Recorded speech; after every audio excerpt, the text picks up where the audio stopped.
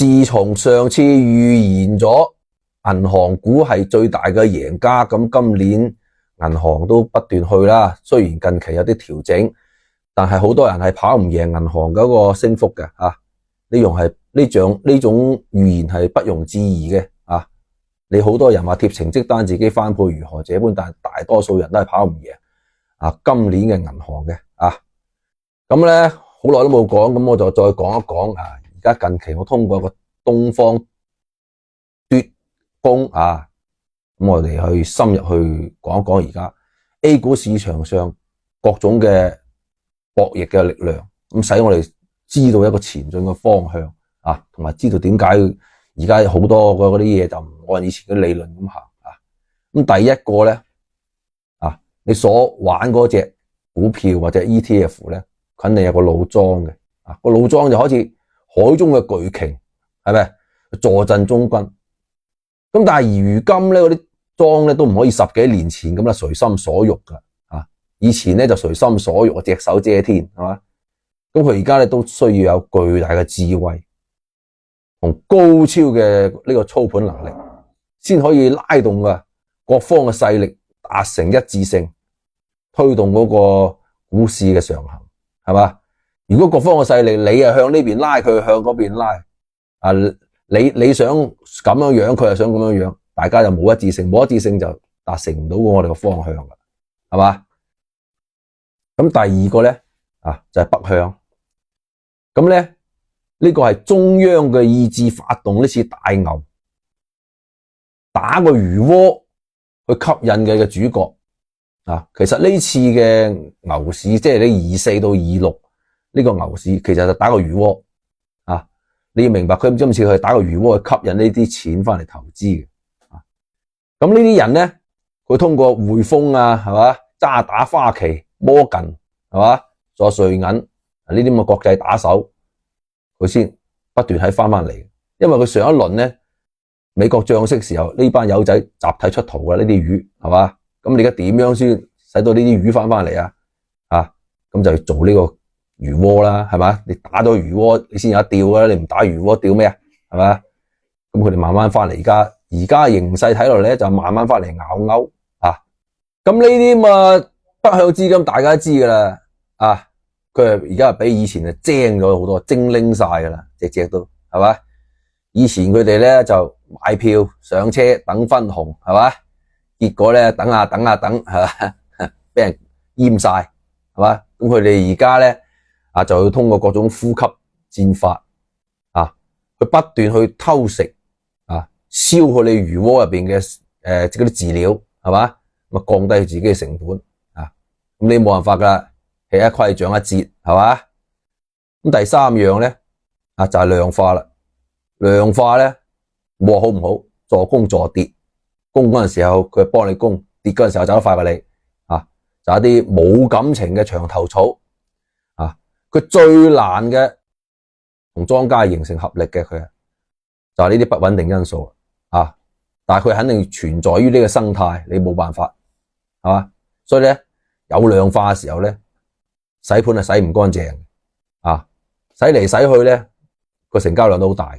就係因為有呢啲人，咁啊破解方法只有邊個掌握咗同埋破解咗佢個量化嘅密碼啊？邊個先可以馴服呢啲咁嘅啊倔強嘅驢啊精魚啊？我叫佢啊。咁第四個咧，咁就係嗰啲中證1000啊2000啊咧。咁咧呢啲啊最好嘅中期穩定劑啦啊。咁因為呢啲全部自己有嚟噶嘛，係嘛？咁佢一定係服從國家意志嘅啊，所以佢嘅穩定性係最好嘅啊。佢買入嚟咧，基本上喺度等住噶啊。咁呢樣嘢咧，佢存在，我哋都講一講佢。咁第五個咧就係游資啦。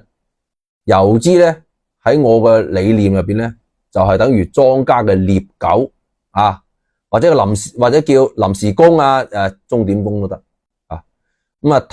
看似咧通過啲非凡嘅手法，各種嗰啲手段啊，咩打板啊、揸咗嗰啲係嘛，盈利巨大係嘛，實際上咧都係喺台底度收啲鐘點工嘅工資嘅啫，佢哋啊，咁咧你睇上去係廣大韭菜嘅偶像啊，同埋夢想，實際上佢哋都係底層嘅一份子嚟嘅啫，佢都係俾人獵殺嘅對象，只不過咧即係比小散活得好少少啊。咁第6個生態嘅小動物咧就係我哋啲小可愛啦，係嘛？咁大家都明噶啦，啊，中國市場嘅特色嚟嘅就係小可愛好多。啊，到處都有蹦蹦跳跳呢啲咁嘅小可愛，係嘛？我定義佢咧，啊，就係呢個機器社會運轉中嘅一啲汽油，啊，好多人都唔認，佢哋妄想係呢個汽車嘅主人，啊，有啲認為咧，呢部汽車喐啊，嘿，咁我好叻仔噶嘛，係咪？醒目仔坐下便車，我坐2程我就走噶啦，咁實際上本質上。都係喺汽車入邊嗰個汽油缸入邊啲汽油，你喺汽油缸入邊汽油，你點走得甩咧？係咪？都係或遲或早燃燒咗自己啊，為呢個運轉嘅汽車作出貢獻啊！即係你話係牛馬，咁我牛馬其實唔好聽嘅，係汽油，係咪？你燃燒咗自己為呢個整個汽車嘅運轉前進啊，發出咗自己嘅光同熱，係嘛？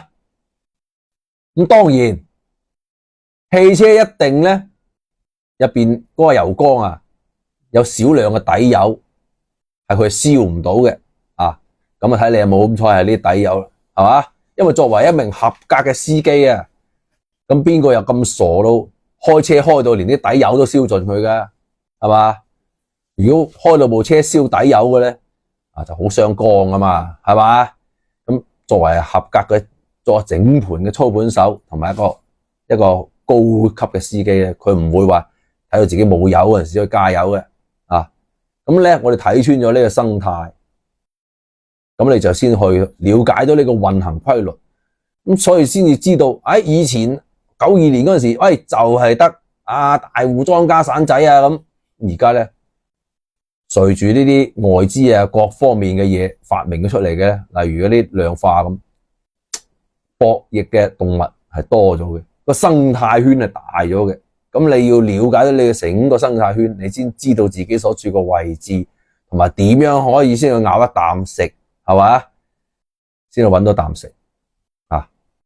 最後咧就插一句啦，而家就受到嗰個之前嘅6100點同埋5000幾點嗰個連線嘅壓力位嚇，咁大概就係3900左右咧就會有一定嘅阻力嘅，咁呢個阻力肯定要衝關啦，咁係嘛？